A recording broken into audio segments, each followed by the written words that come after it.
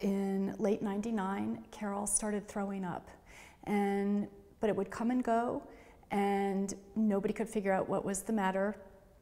She went to a couple of doctors, she did pregnancy tests, she had an upper GI, and still nothing, and they thought maybe it was just stress. And at the time she was getting her MBA at William & Mary.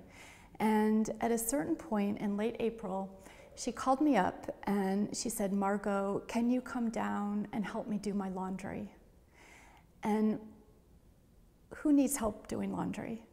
And I went running down, and I found her in great distress, and we went back off to the Student Health Center, and a wonderful doctor there, Dr. Henderson, said, "I think I know what's the matter with your sister." And he sent us to the ER, where we found a wonderful doctor named Dr. Murphy waiting for us.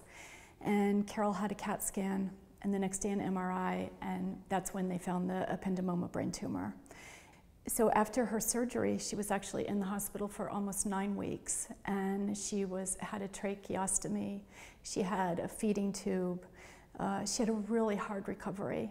And then in 2003, her tumor came back, and she had surgery again in 2004, and at the time she also got into the clinic at NIH. The amazing thing is that even though that surgery has left her with a lot of deficits, the tumor hasn't come back. So it's been almost 6 years. When Carol first got her brain tumor in 2001, Dr. Shaker, her neurosurgeon, said that she had about 4 weeks to live, and that even 5 years before, he probably wouldn't have attempted the surgery. She's had 2 surgeries since then.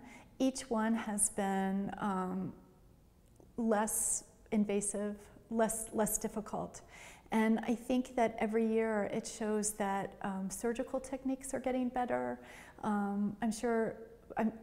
I don't want Carol ever to have surgery again, but I'm sure that now in 2011 it would be an easier surgery. I think it's so important to fund brain tumor research, brain tumor surgical techniques, just to help the patients, so that hopefully they'll recover, but if they do recover as well, that they won't be left as disabled as surgery can leave a patient.